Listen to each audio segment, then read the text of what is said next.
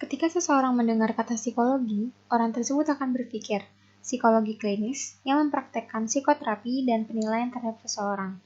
Asumsi mengenai psikologi ini tidak akurat sampai setidaknya awal 1900-an. Ilmu mengenai psikologi klinis tidak ada sampai sekitar pergantian abad ke-20. Pada abad 17 dan 18, orang-orang dengan penyakit mental masih diperlakukan tidak manusiawi. Masyarakat pada saat itu masih percaya kalau pasien penyakit mental dirasuki dan mereka pantas menerima penyakit itu, karena adanya perilaku pasien yang tidak mengenakan. Jadi penyakit tersebut dianggap sebagai konsekuensi dari perilaku. Pasien-pasien ini juga ditempatkan di penjara bukannya rumah sakit. Maka dari itu, banyak tokoh-tokoh yang berpengaruh di Eropa dan Amerika yang berusaha mengembangkan pemikiran bahwa pasien penyakit mental masih merupakan manusia. Mulai dari situlah psikologi klinis mulai dikenal. Tokoh yang pertama yaitu William Tuke. Tuke pengusaha yang tinggal di Inggris. Dia mendengar jika ada pasien penyakit mental yang dilakukan secara tidak manusiawi. Yaitu, dia membangun York Retreat, rumah bagi pasien penyakit mental. Pasien di sana dirawat dengan baik dan terlibat komunikasi yang aktif dengan para staf. Tuke meninggal dan York Retreat diambil alih oleh keluarga Tuke. Vinel adalah tokoh selanjutnya. Dia berasal dari Perancis. Sama seperti Tuke, dia juga meyakinkan masyarakat, serta orang yang memiliki jabatan tinggi di Perancis, bahwa pasien penyakit mental tidak dirasuki setan dan pantas mendapat belas kasihan. Dia juga menciptakan institusi baru di mana pasien tidak dirantai dan dipukuli. Vinel meminta para perawat mencatat riwayat kasus, catatan perawatan, dan klasifikasi penyakit para pasien. Perintis selanjutnya yaitu Elliot. Dia merupakan seorang dokter yang berasal dari Connecticut.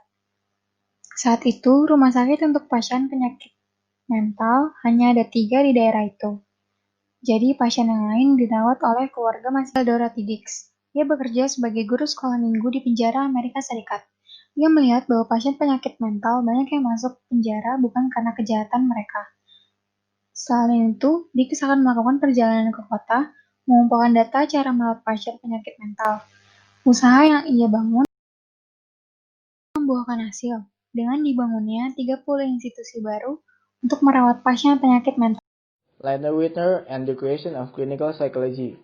Lahir di Philadelphia pada tahun 1867, bergelar sarjana bisnis di University of Pennsylvania, bergelar doktor di bidang psikologi tahun 1982 di Jerman, dan baginya psikologi merupakan disiplin akademis. Ia juga belajar dari Wilhelm Wundt dan Max.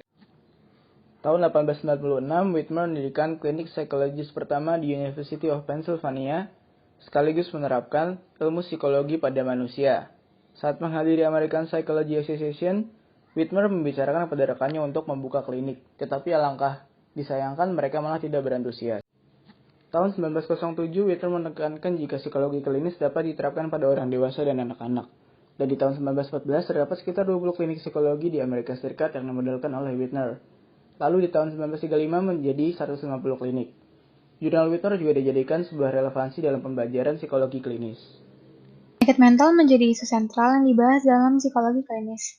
Ada 2 kategori yang tersebar luas, yaitu neurosis. Penderita menunjukkan beberapa gejala kejiwaan seperti kecemasan dan depresi.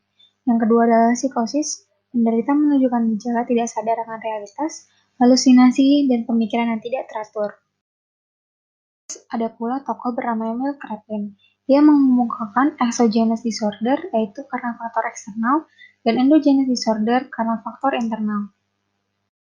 Emil Kraepelin juga dikenal oleh istilah Diagnostic and Statistical Manual of Mental Disorders atau yang disingkat DSM. Dia mengeluarkan bukunya yang berisikan tentang DSM, kemudian merevisinya dengan versi yang kedua. Kemudian muncul DSM-3. Dalam DSM-3, adanya cara berpikir yang baru tentang gangguan mental. Yang pertama, adanya kriteria diagnostik. Yang kedua, memperkenalkan sistem multifaksial dan cara membuat katalog masalah dari berbagai jenis pada sumbu yang berbeda.